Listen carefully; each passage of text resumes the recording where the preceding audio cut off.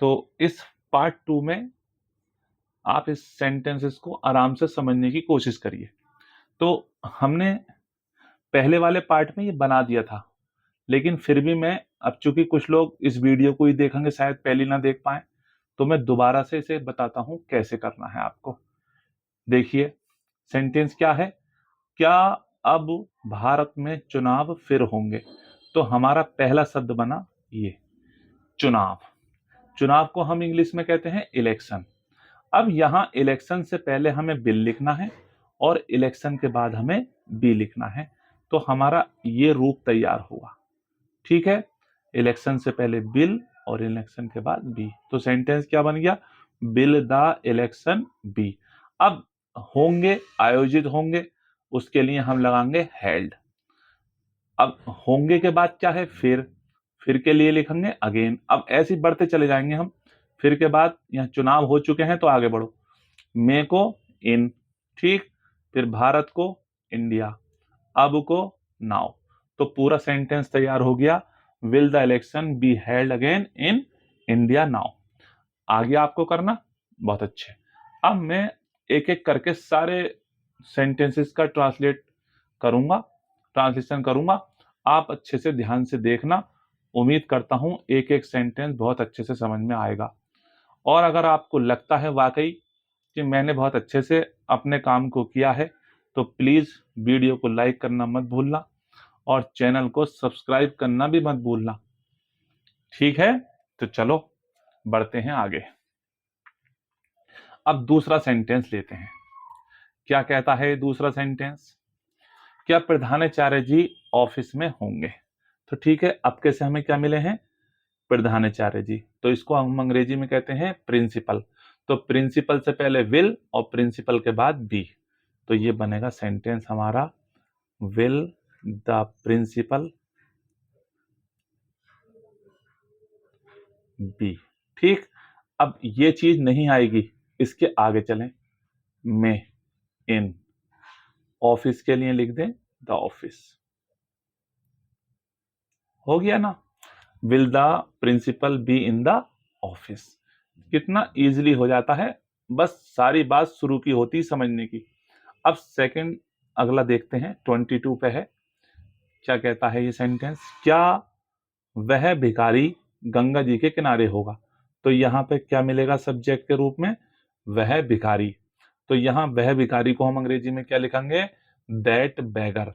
तो दैट बेगर से पहले हम लिखेंगे बिल और दैट बेगर के बाद लिखेंगे बी।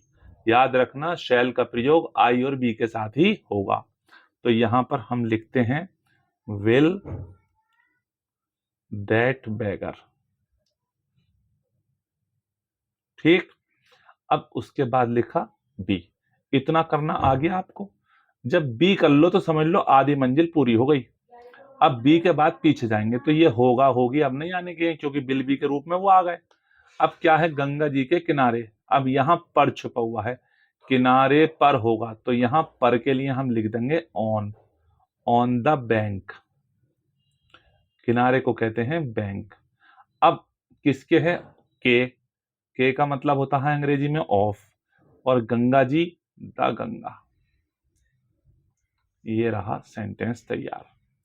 तो सेंटेंस पूरा क्या तैयार हुआ? Will that beggar be on the bank of the Ganga. बन गया। क्या बड़ी बात थी भाई, ऐसी लगे रहो, सीख जाओगे। मैं सब सिखा दूंगा धीरे धीरे। ये है कि बस लोग जुड़ जाएं हमसे, बस चैनल को सब्सक्राइब कर लें, कोई वीडियो मिस ना हो आपकी। मेरा इरादा पूरी हाई स्कूल की पूरी किताब को यूट्यूब पे अपलोड करना है। अब कैसे इस साल में आपको आपके यूपी बोर्ड में जितना भी इंपॉर्टेंट वर्क होता है इंग्लिश का, वो सब बताऊंगा। लिटरेचर में भी और ग्रामर में भी, उसका भी वीडियो होगा। तो और उम्मीद करता हूं कि 90 से 98% उसमें से आएगा भी। तो आप चैनल को सब्सक्राइब कर लो और वीडियो को लाइक करना मत भूलना। जब आप लोग लाइक करते हैं और अच्छा कोई कमेंट देते हैं तो बड़ी हिम्मत बढ़ती है, हौसला बढ़ता है। ये देख करके बड़ी खुशी होती है कि हमारे वीडियो से किसी को थोड़ा सा फायदा पहुंचा, किसी को थोड़ा आराम आया, किसी ने कुछ उससे सीखा। ठीक है, तो चलिए लेते हैं अगला सेंटेंस। क्या आज संसद में वाद विवाद होगा? अब देखिए, वाद विवाद, जब इस तरीके का वाद विवाद होता है कि मैं सही हूं और तुम सही नहीं हो, ये इंग्लिश में हमारा कहलाता है डिबेट। एक होता है डिस्कशन। डिस्कशन का मतलब होता है चर्चा, समझे, किसी की अच्छाई बुराई पे चर्चा। जब हम डिबेट करते हैं, तुमने टीवी पे बतेरी डिबेट देखी होगी, बड़ी बहस करते हैं वो। तो यहाँ सही शब्द जो है वो वाद विवाद के लिए हमारा डिबेट होगा। अगर किसी वजह से याद ना रहे तो आप डिस्कशन भी लिख सकते हैं, वो भी चल जाएगा। तो यहाँ पर जो शुरुआत है हमारी वो ये है, वाद विवाद होगा। ये चीज हमारी बात की है, इसे बाद में देखेंगे। और होगा को आप जानते ही हैं, विल बी शैल बी के रूप में हम लिखते हैं। तो हम क्या लिखेंगे? विल। किस लिए? क्योंकि शुरू में क्या है, क्या की अंग्रेजी शुरू में कभी भी व्हाट नहीं होती है। तो यहां पर हमें लिखना होगा विल, और उसके बाद वाद विवाद को लिखेंगे the debate. Will the debate. अब इसके बाद भी लगना चाहिए नियम अनुसार। और यहां से ये हो गया, अब ये भी हो गया, यहां आ गए में, इन, और फिर संसद को लिखेंगे द पार्लियामेंट।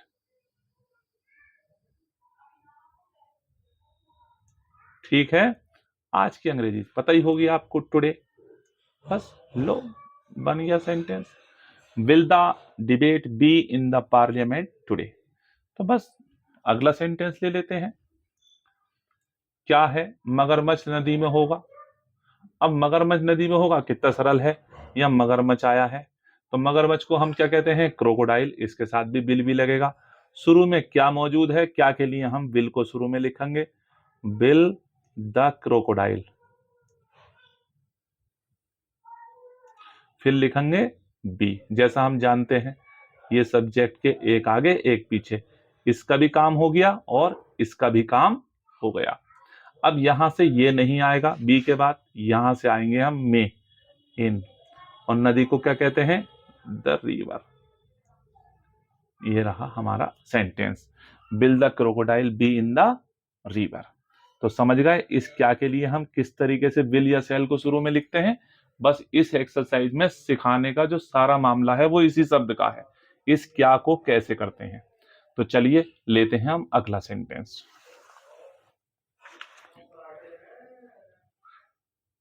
बिल्कुल सही स्क्रीन, ठीक है, अब आपको सही दिख रहा होगा। क्या है? क्या तुम्हारी माताजी अजायब घर में होंगी? अजायब घर का मतलब जानते हो, उर्दू का शब्द है। अजायब घर का मतलब होता है जिस जगह पर, जिस घर में अजीब अजीब चीजें हों, तो हम उसे अंग्रेजी में म्यूजियम कहते हैं और हिंदी में संग्रहालय कहते हैं। देखा होगा आपने, लाल किले जाइए, वहां बहुत सामान रखा मुगलों का। तो अब यहां पर सब्जेक्ट क्या है? तुम्हारी माताजी। हम क्या लिखेंगे अंग्रेजी में? Your mother. तो अब शुरू में है क्या, इसकी अंग्रेजी वाट होगी नहीं, वॉट नहीं होगी। अब हम वॉट के लिए क्या करेंगे? वॉट की जगह पर हम विल को या सेल को शुरू में लिखेंगे और बी को बाद में लिखेंगे। तो तुम्हारी माता जी से पहले हम क्या लिखेंगे? विल। Will your mother. ठीक, फिर यहां हो गया बी। अब यहां होगी शब्द खत्म हो गया, जैसे मैंने पहले बताया था। अब मे की होगी इन, और अजायब घर को लिख देंगे द म्यूजियम। बन गया sentence, will your mother B in the museum. चलिए अगला सेंटेंस देखते हैं, ये क्या कहता है। ये कहता है क्या मैनेजर साहब इस समय अपने निवास स्थान पर होंगे? तो यहां बच्चों मैनेजर साहब सब्जेक्ट हैं, शुरू में हमारे पास क्या है, जैसे सभी सभी सेंटेंसेस में है। तो यहां हमें शुरू में इस क्या के लिए विल लिखना होगा, क्योंकि मैनेजर साहब से पहले मैनेजर साहब के साथ विल भी का प्रयोग होगा। तो लिखिए विल द मैनेजर बी। ठीक, इतना समझ में आ गया, बिल द मैनेजर बी। अब इस बी के बाद ये चीज यहां से खत्म हो गई, हो गए। अब ये पर आया, जब निवास स्थान पर है तो पर के लिए आप एट लिखिए, एट। और निवास स्थान को कहते हैं रेजिडेंस। अपने की अंग्रेजी इस मैनेजर से डिसाइडेड होगी, तो मैनेजर जो है वो पुरुष है, पुरुषों का प्रोनाउन ही के हिसाब से अपने की अंग्रेजी बनती है हिज, तो हम लिखेंगे एट हिज रेजिडेंस। ठीक है, अब इस समय को अंग्रेजी में लिखिए आप एट दिस टाइम। अब क्या बचा इसमें, और कुछ नहीं बचा, हो गया पूरा। Will the manager be at his residence at this time. ठीक, समझ आ गया होगा, उम्मीद है मुझे कि आप इसे वीडियो को लाइक भी करेंगे, अच्छा कोई कमेंट भी देंगे, और साथ में बच्चों कहीं से अगर दूर दराज इलाका हो तो अपने प्लेस का नाम लिख देना, मैं समझ जाऊंगा ये वीडियो कहाँ देखा गया। अगला सेंटेंस लेते हैं, क्या कहता है, क्या शेर पिंजरे में होगा।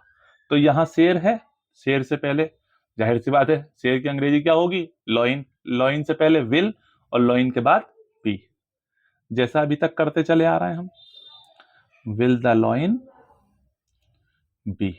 ठीक है बच्चों, अब ये होगा शब्द नहीं आएगा, मे की आएगी, इन, फिर उसके बाद पिंजरे को कहते हैं केज, इन द केज। तैयार हो गया, will the lion be in the cage. चलिए अगला सेंटेंस लेते हैं, क्या तुम्हारा भाई बाग में होगा। बहुत सरल है, तुम्हारे भाई को अंग्रेजी में लिखेंगे योर ब्रदर, और योर ब्रदर से पहले हम लिखेंगे इस क्या के लिए, विल। तो विल योर ब्रदर बी, उसके बाद मे की लिख देंगे इन, और फिर बाग की लिख देंगे garden. Will your brother B in the garden. अब सबसे अच्छा, ये आपको नहीं दिखा होगा, ओहो मैंने थोड़ा ध्यान नहीं दिया, लेकिन चलिए एक बार फिर समझा देता हूं, कोई बात नहीं है, अक्सर होता है ऐसा।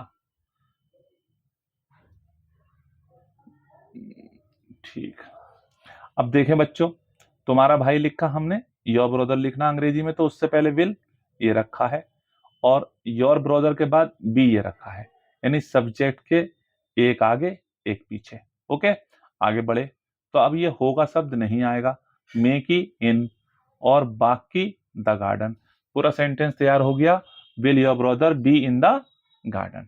अब अगला सेंटेंस लेते हैं, ये इस एक्सरसाइज का आखिरी है, क्या ये सैनिक कल नुमाइश में होंगे। ठीक है, अब इसमें ये सैनिक है, यहाँ ये सैनिक, देखिए ये शब्द को हम अंग्रेजी में दीज कहते हैं। दीज जो है वो प्रोनाउन भी है और एडजेक्टिव भी है। जब ये के बाद तुरंत नाउन आ जाए तो आप समझ जाना ये डिमोन्स्ट्रेटिव एडजेक्टिव होता है, तो इन दोनों को मिला करके लिखिएगा, दीज सोल्जर्स, ये बात आप ध्यान रखेंगे।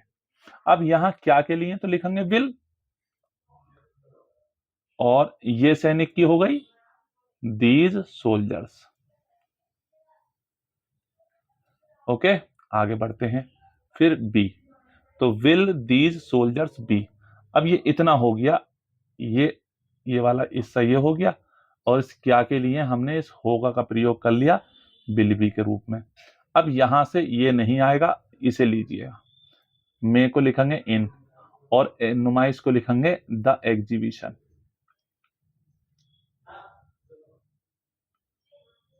अब कल के लिए लिख दीजिए टुमारो, पता ही आने वाली कल टुमारो होती है, और बीती हुई कल जो होती है वो यस्टरडे होती है आपकी।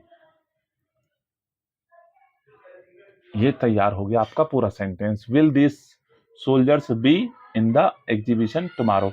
यहां पर आप एट का प्रयोग भी कर सकते हैं, क्यों कर सकते हैं, जब सैनिक गेट के आसपास हो बाहर, वहां पर हम एट का प्रयोग करते हैं, और इन अंदर को दिखाता है, इसलिए अगर एग्जीबिशन के अंदर हो, क्योंकि उसकी अपनी एक सरहद एक बाउंड्री होती है, उस बाउंड्री के अंदर होंगे तो हम इनका प्रयोग करते हैं। मैंने यहाँ इनका प्रयोग किया है, आप यहाँ पे इन या एट में से किसी एक प्रीपोजिशन का प्रयोग कर सकते हैं। तो बच्चों ये एक्सरसाइज आपकी कंप्लीट होती है, उम्मीद है आपको वीडियो जरूर पसंद आएगा। एक बार फिर यही कहना चाहूंगा, अगर पसंद आए तो इसे लाइक करना, चैनल को सब्सक्राइब कर लेना, अगर किसी और का भला करना हो तो आप वीडियो को शेयर भी कर सकते हैं आराम से, कोई दिक्कत नहीं है। अगले वीडियो में मिलेंगे। अब यहां से फ्यूचर कंप्लीट हो गया है, तो हम मिलते हैं अब प्रेजेंट इंडेफिनिट टेंस में। तो ठीक है, मैं क्लास 10th का जो एक्सरसाइज है आपका, उसे ट्रांसलेट करना सिखाऊंगा। तो ठीक है, वीडियो देखने के लिए आपका बहुत बहुत धन्यवाद। मिलते हैं अगले वीडियो में।